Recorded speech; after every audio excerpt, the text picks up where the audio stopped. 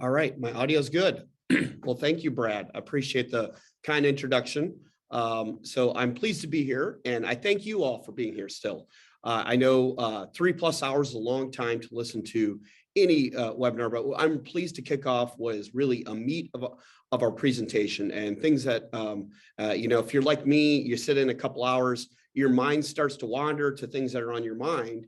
I'm actually going to encourage you to do so because I want your mind to wander to what you're doing in your community, a project that's on your mind, what you can do better, and really thinking about what, as I kick off, things that a larger picture of building the blocks of how to do local advocacy step by step. We'll elaborate on some of those pieces later with a couple other presentations. But what I'm going to do is, if I get my presentation up here, please, is kick things off. And Brad did a nice introduction. I'm pleased to be here in entering my 17th year with AARP Iowa, lifelong Iowan. And I live in Des Moines, so I'm really pleased to do federal, state, and increasingly love do part of the local work. Brad, as Brad mentioned earlier, I was raising my hands to Avoca, a project that I love to be part of those challenge grant projects. And also say, even though I live in Des Moines, my heart is also Northeast Iowa.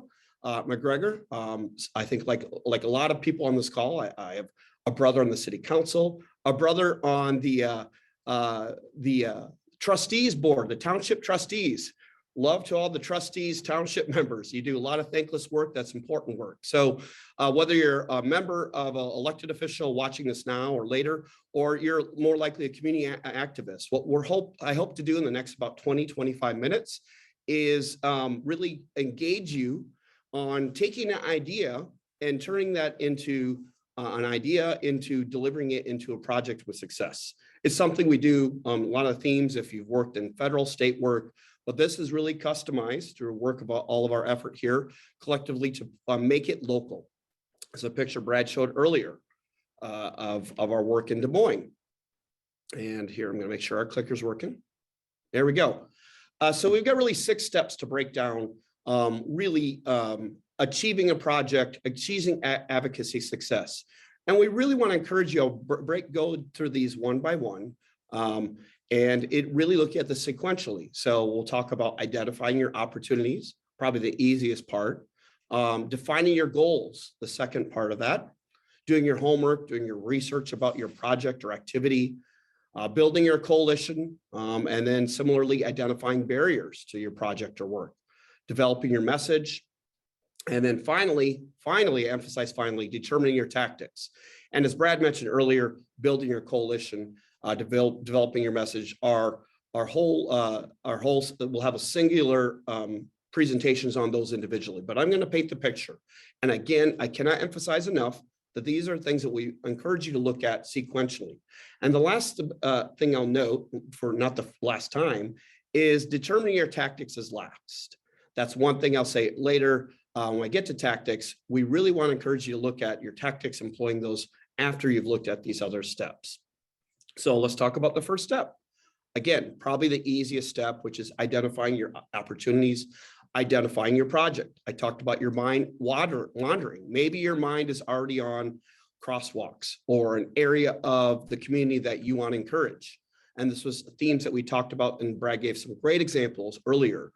Those opportunities that exist in your community. Maybe you already have an idea, or maybe you've already successfully completed a project. So you want to know what's next. Well, how do you find out if you don't already have the project, or even if you do have a project in mind? Looking for opportunities, where do you go to look for those ideas? And attending your government meetings. I mentioned a couple of those, city council. I mentioned township trustees, other community civic organization meetings, neighborhood associations in your community. And then last but really first is following your passion. Maybe you'll find your passion by attending one of those meetings. If you want to really know, I have some spare time, I'm working part-time or I'm working from home and I really want to get more involved in my community. Those are great places to start to connect with similarly minded folks. And I look for ideas for projects. Local advocacy examples, again, these are some of the things that Brad talked about. Of course, no matter how big a community no matter how big a community you're in, mobility and public transportation are things that you probably think about. Public spaces is certainly something you think about, even in the smallest communities in Iowa. What do your spaces look like? What's the area of your community you want to develop?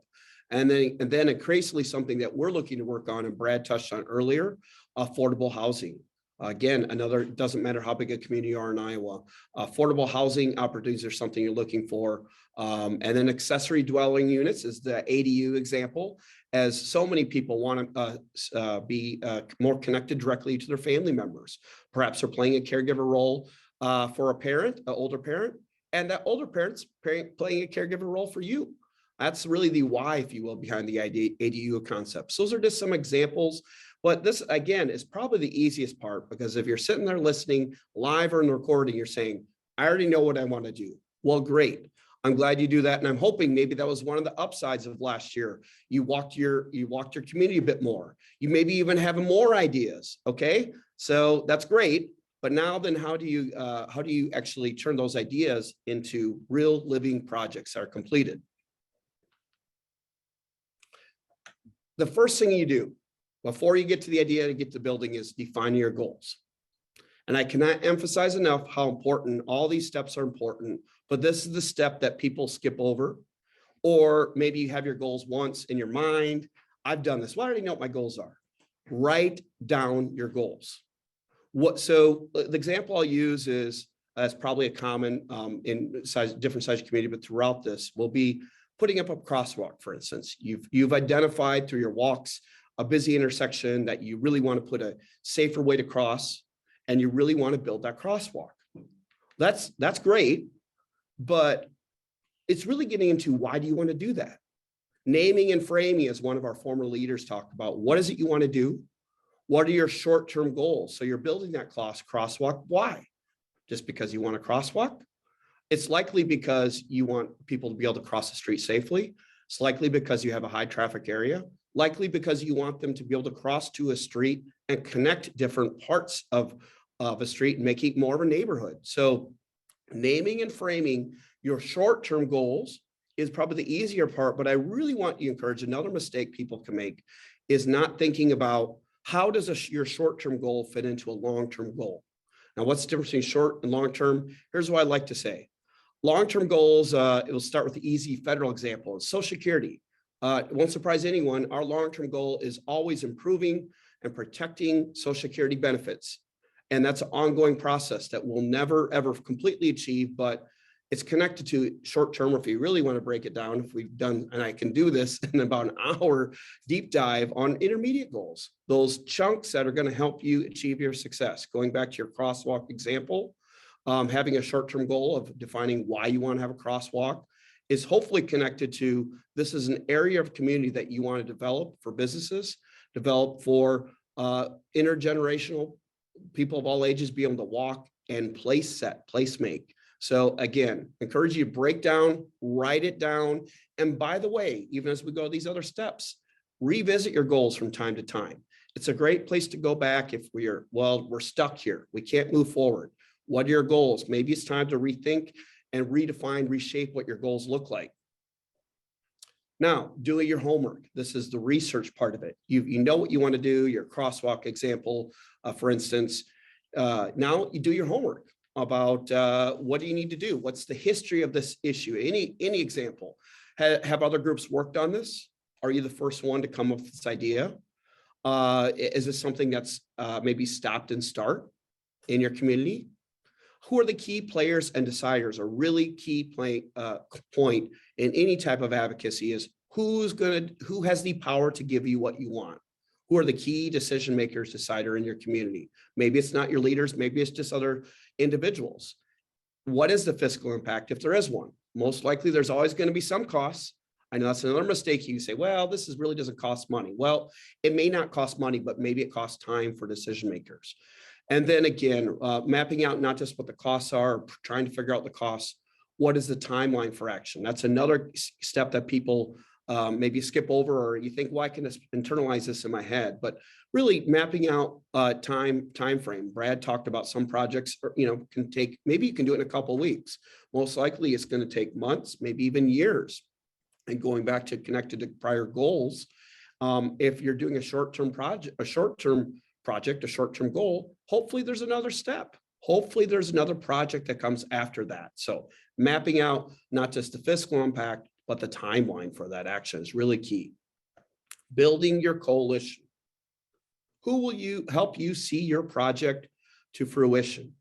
You know, it's been said that success is a village and failure is an island. But so who can you be looking ahead? Who can be part of that successful village to build that project?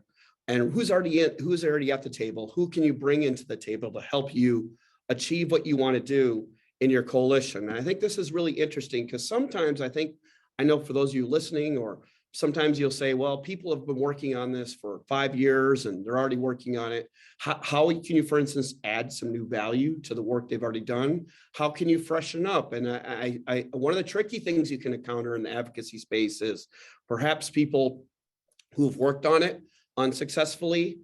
How do you balance out wanting to work with them, but freshening up your approach? So again, but really starting with what's exist and then hopefully growing your coalition. And Brad talked about this earlier, encouraging you to think about maybe groups you hadn't thought about who can be helpful.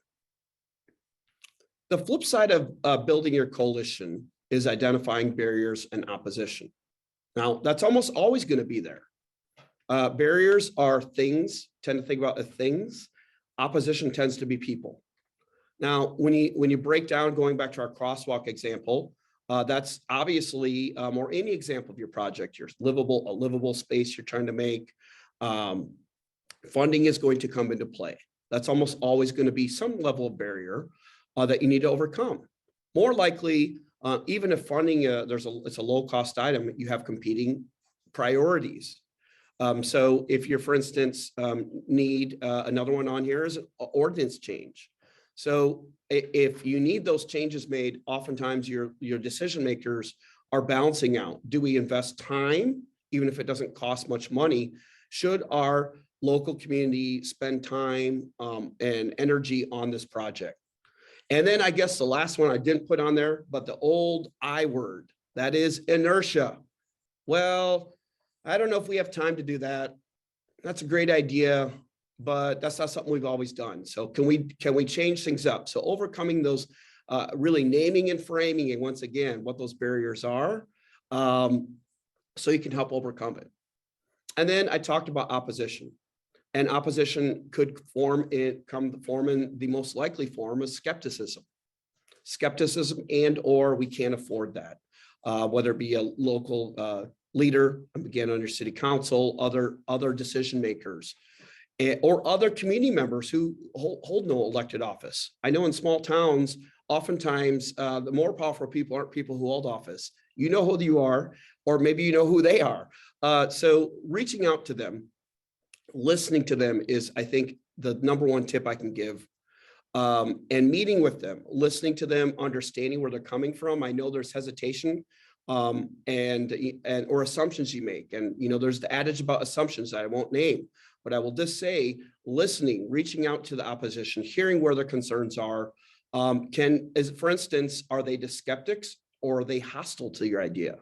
I have seen success where I've reached out to people who seem openly hostile, but listening and working with them, we're able to overcome their concerns. And collectively, the project was improved by listening. And then what started out was as an opponent became a coalition member. Time and time again, it's such a key thing. So again, especially dare I say in this world, finding ways to work together is not only going to give you the success you want to get your project started, but make it a more richer project that people of diverse backgrounds, of different views can really use and enjoy, whether it be that crosswalk example or a livable space for a blighted area that you really want to turn into something and revitalize it. Building awareness and overcoming opposition is something, spend the time and energy to do that. Now, here's another one that people skip over, developing your message. Again, it's the one most directly connected to your goals.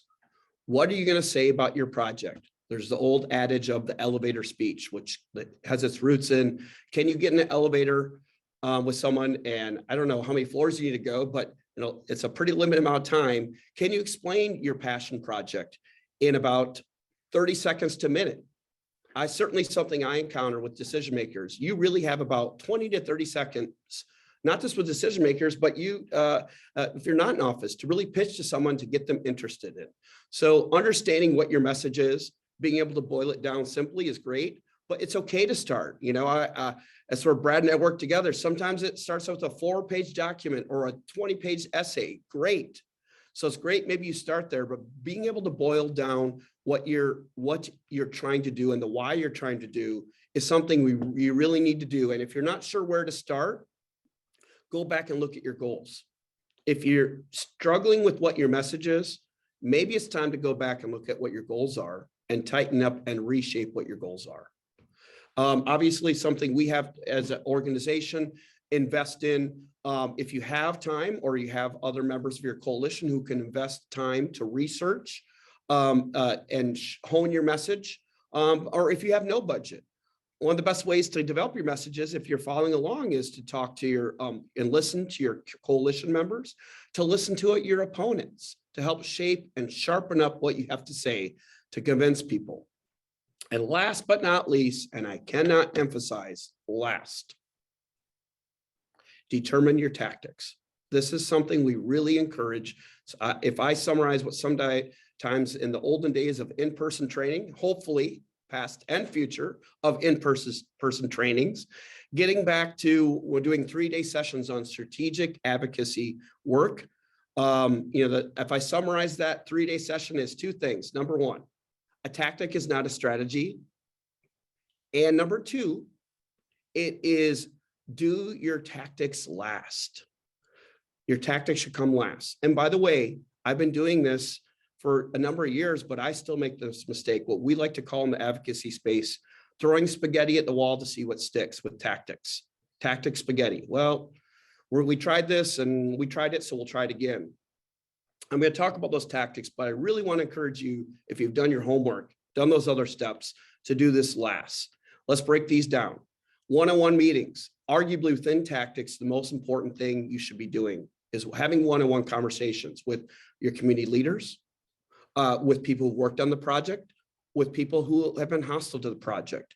And maybe you'll find more people through those one-on-one meetings. At a conversation, I had helped advise a dear friend on a school board race. And, they were talking about tactics, and we've got our letters, we've got our yard signs up. But I said, well, have you met with the candidates? And they said, well, no, but we know where they are. It's like, have you, one-on-one meetings are such an important tactic that people skipped over because I get it. Maybe it's going to be uncomfortable conversation. Maybe it's going to be an uncomfortable conversation for you, but you'll be richer for having those one-on-one meetings. Do that first, or at least make sure you do it. Formal speeches and presentations, perhaps at the end of an open session of a city council meeting, or whatever group, maybe, of course, your Rotaries, again, your Lions clubs, your church groups, so many community organizations where you can and should, if you've got a good message, you've got your goals defined, make those speeches and presentations. Letters to the editor, op-eds, and social media. And I'll say this again, we're going to have a whole session on tactics and communication, so I won't spend too much time on this, but this is something Brad really emphasized earlier, having that earned media, local letters to the editor, op-eds, social media. And frankly, it's something in small town papers, I don't have to tell you, those small town papers are read cover to cover. And social media is, again, of course, the newest way of making sure you're connecting to like-minded individuals in your community and people who can support you. And that's really, if you will, what we call earned media. Where you're not paying for it, you're earning the media, you're earning attention to your issue. Advocacy calls, Brad talked about this earlier, those peer-to-peer calls, maybe it's a form of one-on-one meetings.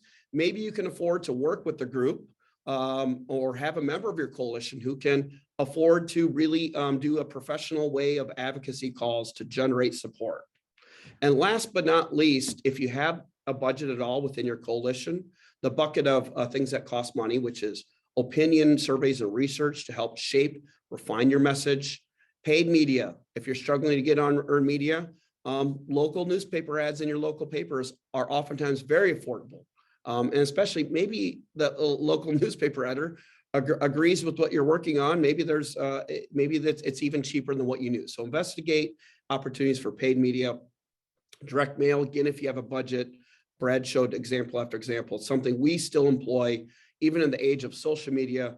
You want to balance out direct mail, that those the personal contact in the mail where people can take the time, maybe go a little deeper beyond your elevator speech and get to the nuts and bolts of those issues. So if you're looking at your column, you see on the left, you should say those are things that really cost no money. One-on-one meetings, presentations, letter to the editors, earned media.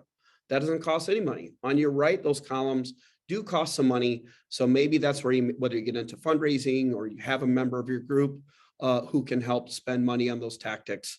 But again, there's no excuse. I don't want to hear, well, we're a small town or I'm a advocate of one or two. You can still do the first column in your tactics. So review. Oops, oh, went too fast. Sorry about that. Good old tech issues. You've identified your opportunities. You define your goals. Have you revisited your goals? If you're struggling, where to go back to your goals. And then once you know your goals are, doing your homework, building your coalition, and identifying barriers, developing your message, and then determining your tactics. So with that, I'm going to take questions. And I know we only have a few minutes left to keep us on track. What do we have here? Okay. I like this question. So it looks like we have someone asking, if you could spend money on one tactic, what would it be? Well, if you're listening to one of our top media icons in the state, Kay Henderson earlier, the short answer is, and I'm a lawyer, I should mention this, it depends.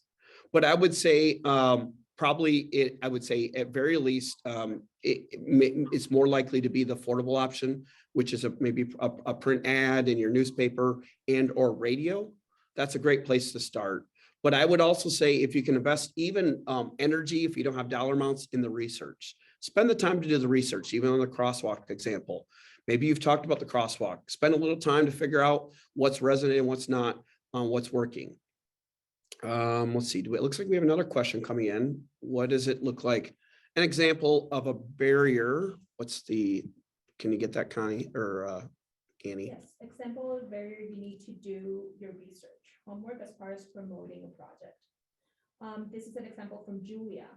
I was promoting delineation of crosswalks in our community, but was told by city planner that there are studies that show that delineating crosswalks increases pedestrian vehicle accidents due to the false sense of security that delineation provides. There you go. So this is a great example. I'll recap using the crosswalk example. Wanted to work on a crosswalk, but was told that there was some research that found that crosswalks actually, perhaps counterintuitively, cause more accident. Well, I would first of all encourage you, without spending money, it's a dangerous place to go on the internet, but is probably more, there's counterexample of any research. I would also say maybe research is important, and citing internet research, I think all of us know that's to a fault. Perhaps doubling down on building up your coalition. I think one of the other mistake I would say is about barriers. Yes, it's important to understand what the barriers are, but the biggest mistake I've made is obsessing or focusing on your barriers versus building your coalition, or trying to convince a lawmaker or a committee member who is an absolute no to change their mind. Probably isn't going to happen. What are you doing to bolster up the person who's on your side, or the community leaders who are maybe on the fence, but can move to your side? So that's what I would really double down and invest in, even not just financially, is beefing up your support within people who already support. There's levels of support. It's not just enough to say, I'm going to vote for it. Will you champion this at our city council? And then helping persuade those skeptics. The number one thing you can do besides research is listening to people who are on the fence. Listening, understand them, and trying to figure out how to meet them. And maybe you have a better goal. Maybe you have a better message because of it. So I've got about 15 seconds left on my schedule to keep us on time. I hope we've enjoyed this. And the last thing I'll say is those 6 steps are going to be something we're going to be giving to you as part of a handout, a 2-sided, 1-page handout that really reviews those. And I really encourage you to look at it sequentially. If you're stuck, as we all get stuck, no matter how great, no matter how powerful you are, it's really making sure that you go back and look at those steps and figure out what can I revisit to get the success that you want. I wish you luck and thank you for your time.